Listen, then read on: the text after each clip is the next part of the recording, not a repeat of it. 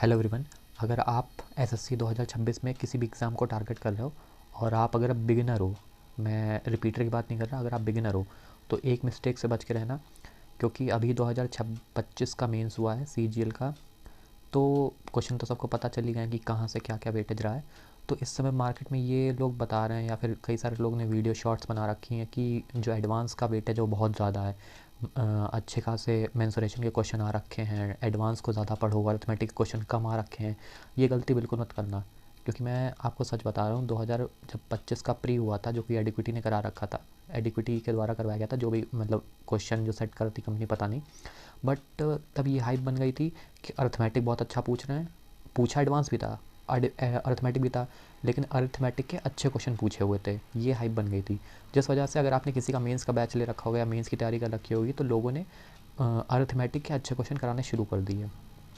जब मेंस हुआ तो अरिथमेटिक का पोर्शन थोड़ा कम हो गया, एडवांस के अच्छे क्वेश्चन आने लगे और एडवांस के ज़्यादा क्वेश्चन आने लगे। जैसे अभी जो मेंस हुआ उसमें मेंसुरेशन के अच्छे क्वेश्चन थे, एक ज्योमेट्री का अच्छा क्वेश्चन था, ये चीज़ होने लगी। तो अगर अब आप ट्रेंड के हिसाब से मत पढ़ना, पहली सीधी सारी बात, हर कॉन्सेप्ट को उतनी ही इज्जत देना जितने दूसरे कॉन्सेप्ट को दे रहे हो।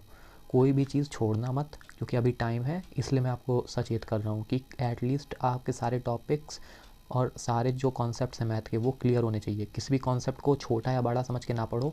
अगर आप पहली बार कोर्स कर रहे हो तो आपको हर टॉपिक को सेम ही तरह से ट्रीट करना है। ये नहीं कि ये टॉपिक कम पूछा जाता है, एक टॉपिक ज़्यादा पूछा जाता है, ये चैप्टर कम पूछा जाता है, चैप्टर ज़्यादा पूछा जाता है। ये मत करना। अगर आपका कॉन्सेप्ट क्लियर होगा तो ही आपको एज मिलेगी बाकियों से, क्योंकि जो रिपीटर हैं उनका तो कोर्स का सिलेबस कंप्लीट होगा।